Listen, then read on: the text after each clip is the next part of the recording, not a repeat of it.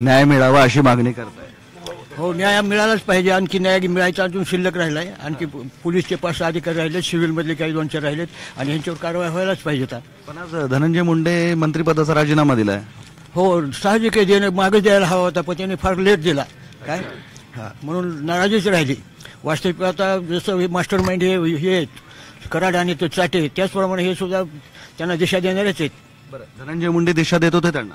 हो, बिलकुल. आणि तसं दिशा देणारे होते ते. आतापर्यंत सगळेच म्हणत होते की कराड हा त्यांचंच ऐकतो. 3 महिने झाले हे सगळं तुमचं आंदोलन सुरू आहे, तुमच्या मागण्या तुम्ही मांडतायत. समाधान आहे? चौकशी सुरू आहे या सगळ्याबाबत?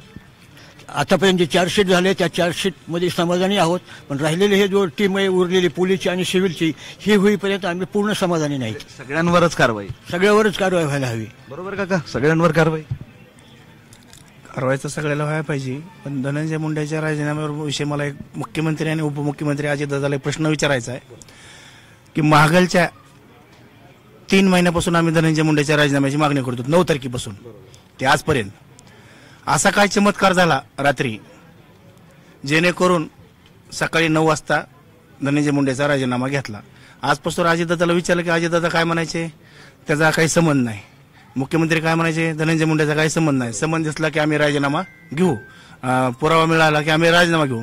मग आता सकाळी जे राजीनामा घेतलाय धनंजय मुंडेचा, मग त्यांनी पुरावा काय मिळाला आहे मुख्यमंत्र्याला आणि उपमुख्यमंत्र्याला, त्यांनी पुरावा मिळाल्यापाशी डिक्लेअर करावा, मीडियाला दाखवावा किंवा कोर्टाला नेऊन दाखवा किंवा आम्ही ह्या एरियाला सांगावं त्यांनी की हा पुरावा धनंजय मुंडेच्या विरोधात आम्हाला सापडलाय, म्हणून आज आम्ही 3 महिन्याच्या नंतर 84 दिवसाच्या नंतर आज आम्ही त्याचा राजीनामा घेतलाय.